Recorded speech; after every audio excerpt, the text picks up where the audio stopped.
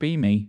24F, work a comfy remote job doing social media for some soulless corpo, pays the bills, leaves plenty of time for my real passions, live in a cute one-bedroom apartment I've decorated to be my safe space, fairy lights, lots of plants, tapestry on the wall, the whole aesthetic. My life is pretty good.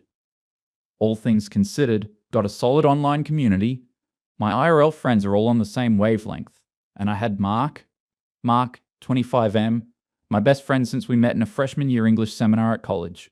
We bonded instantly, not for any deep intellectual reason, it was because in a room full of skinny, preppy kids, we were the two big ones in the back row, the kind of people who take up a little more space than the flimsy lecture hall chairs are designed for. Our friendship was built on that understanding. We were the before pictures in a world obsessed with the after.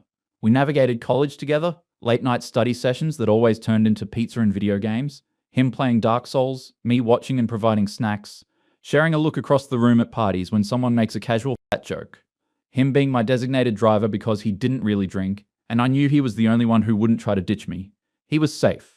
He got it. He was my fellow warrior in the trenches against society. After college, we stayed close. Even though we lived 45 mins apart, we had our ritual. Every Friday night was our night. We'd order an absurd amount of takeout, usually Thai or Indian, and binge a new show or play co-op games. Stardew Valley, It Takes Two, whatever. It was the unshakable foundation of my week, the one place I didn't have to perform. I could just exist, in all my plus-size glory, with someone who wasn't judging. Deep down, I think I always figured we'd end up together. It just made sense. Who else could possibly understand me like he did? It was a comforting thought, like a savings account for my love life. Then, about a year and a half ago, it started. He called me to cancel a Friday night. Hey, can't make it tonight. I'm going to go for a hike with a guy from work. Hiking? Keck. I laughed it off. Okay, have fun being one of those people. He laughed too, but it sounded a little strained. One-off thing. I figured, next week, he shows up to my place and he's drinking a diet soda. He turns down the extra naan bread I ordered for him. Trying to cut back a little, he said, patting his stomach. I gave him the look. Are you serious right now? Look, dude, don't buy into their bullshit. You're fine. That was my go-to line, my intellectual trump card. Nah, it's not that, he said. Just had a checkup. Doctor said my blood pressure is getting pretty high. Wants me to be more active. I rolled my eyes. Doctors are some of the worst offenders. They get kickbacks from the diet industry. He just shrugged and played the game. But something felt off. The cancellations became more frequent. Hikes turned into going to the gym. Our takeout orders got smaller, and he'd start picking the healthier options. He stopped complaining with me about dating apps and how unfair they were. He just stopped talking about it altogether. MFW, I realized my safe space buddy is defecting to the other side. I'd try to talk sense into him. You know, what you're doing is really harmful. You're validating their beauty standards. I'm not doing it for them. I'm doing it for me. I just want to feel better. Feeling better is a construct created by capitalism to sell you things you don't need, like gym memberships and depression.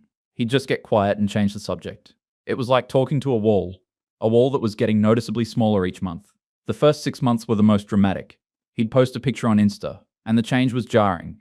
His face thinned out, his jawline started to appear. He wasn't just losing weight, he was changing shape. Our mutual friends started noticing. Dude, Mark looks amazing. I'd force a smile. Yeah, I just hope he's being healthy about it. It can be a slippery slope, implying an eating disorder. Of course, planting the seeds of concern, because I was concerned. He was losing himself. He was losing us. He started wearing different clothes. Goodbye, nerdy graphic tees and baggy jeans. Hello, fitted flannels, Henleys, and jeans that actually fit him. He looked good. I hated it. It felt like a betrayal on a cellular level. Our Friday nights were basically dead. When we did hang out, it was different. We'd meet for coffee instead of getting takeout. He'd talk about his macros and new PRs at the gym. I had literally no idea what he was talking about. I'd try to steer the conversation back to our old topics. A new show, a stupid Twitter drama, something about misogyny and gaming. He'd listen, but his eyes would be somewhere else. He wasn't my fat buddy anymore. He was becoming one of them, a me. The final nail in the coffin was when he posted a picture of himself at the beach. No shirt. He wasn't a shredded gym bro or anything. He just looked normal. A normal, healthy-looking guy. And my phone immediately blew up. DMs from my friends. OMG, is that Mark? Holy shit. When did he get hot? Hot? They were calling my Mark. My safe, comfortable, non-threatening Mark. Hot. A feeling I didn't recognize washed over me. It wasn't jealousy. Not exactly. It was possessiveness. A sudden, desperate need to reclaim what was mine. My brain did a complete 180. All my complaints about him evaporated. Suddenly, his transformation wasn't a betrayal. It was a project we had completed. I had been his emotional support through all his years of being big. I was the one who was there for him, who understood his pain. This new body, this new confidence. I was an investor. I owned equity. He was still my mark, just upgraded, and it was time to cash in. I texted him, "Hey stranger, feels like it's been forever. We should have a proper old school Friday night. My treat. I'll order the works." He texted back almost immediately. "Yeah, that sounds great. It has been a while. I'm free this Friday." My heart did a little flutter. It's happening. GIF. This was it. The movie moment. The best friends who finally realized they're meant for each other. He was finally hot enough for our story to begin. Friday comes. I spend hours getting ready, do my makeup just right, pick out my most flattering black dress, light some candles, put on a chill indie playlist. The apartment looks cozy and romantic. The food arrives, 2 large pizzas, garlic bread, wings, the works, a test.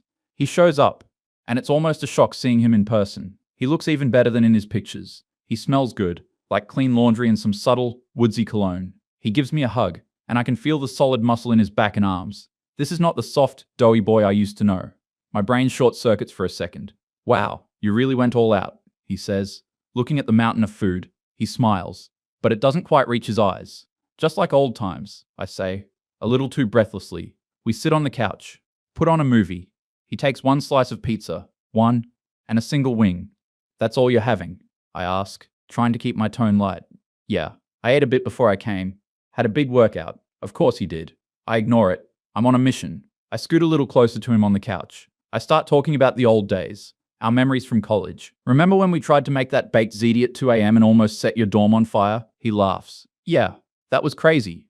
I can't believe we ate that whole thing." I put my hand on his knee. "We've been through a lot together, you and me," I say, looking him in the eyes. He stops laughing. He looks down at my hand on his knee, then back at my face. His expression is unreadable. "Yeah, we have," he says slowly, picking up his water bottle. "This is my chance. Make the move. I feel like, all this time, you know, there's been something more here," I say, my voice a little shaky. "I was always there for you, and I just think, maybe it's our turn." I lean in. I'm going to kiss him. This is the climax of our rom-com. He's going to kiss me back, and tell me he's felt the same way all along. He just needed the confidence to finally show it. He doesn't kiss me back. He gently, but firmly, puts his hands on my shoulders and pushes me back. My eyes are still closed for a half second, and when I open them, his face is just a mask of discomfort and pity. That fucking pitying look. I'd seen it a million times from other people, but never from him. "Whoa. Hey," he says, his voice soft. I'm sorry. I don't see you that way." The record scratches. The rom-com is over. "What? You're my best friend. That's all. I'm sorry if I ever gave you the wrong impression." The blood drains from my face. Then it all comes rushing back, hot and angry. "Your best friend? Are you kidding me?" My voice is rising. I can't stop it. "I was your only friend for years, Mark. When you were 300 pounds and couldn't even look people in the eye. Who was there? Me. Who spent every weekend with you so you wouldn't be alone?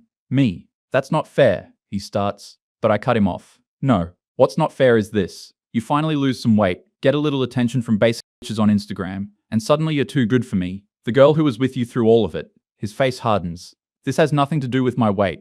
Or yours. I've never had feelings for you like that, ever." The word "yours" hangs in the air. My weight.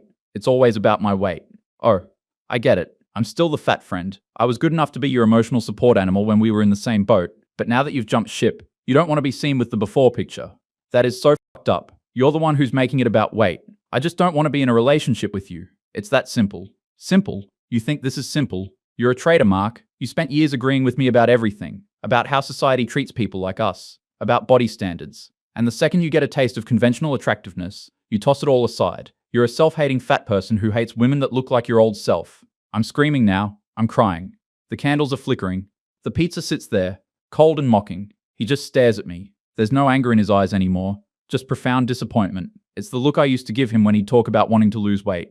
It's a look of judgment.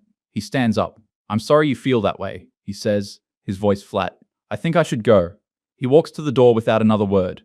He opens it, hesitates, and then looks back at me, this wreck of a person, surrounded by food she can't eat, and a fantasy that just imploded. "For the record," he says, his voice so quiet I can barely hear it. "I'm seeing someone. Have been for a few months now. Her name is Chloe. You don't know her. And then he's gone. The door clicks shut. Silence. I'm left standing there, makeup running down my face, my pretty safe space suddenly feeling like a prison cell. I did what any sane, rational person would do. I picked up my phone, opened Twitter, and began to type. Just a reminder that fat phobia is so insidious that men will use fat women for emotional labor for years, and then abandon them the second they become conventionally attractive. He doesn't want you. He wants to be praised by the patriarchy. Don't be a tool. I hit post, and I waited for the validation to pour in. Some of them came, from my usual echo chamber, but then another notification popped up. A DM on Instagram, from one of our mutual college friends, a girl named Sarah. Hey, I saw your tweet.